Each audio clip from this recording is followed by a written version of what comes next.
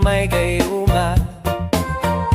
Dahil sa akala ko hindi ako iibig sa'yo, ikaw pala ang aakit sa puso ko.